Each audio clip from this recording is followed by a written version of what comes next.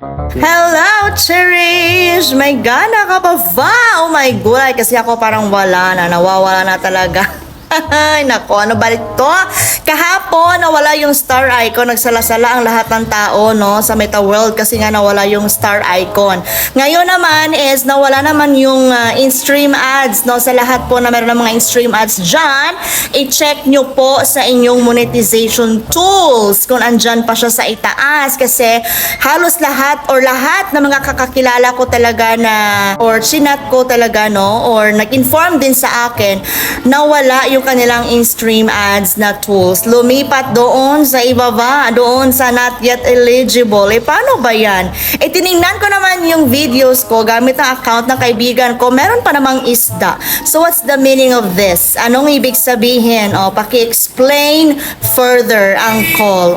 Pagpatuloy pa ba natin to? Yes.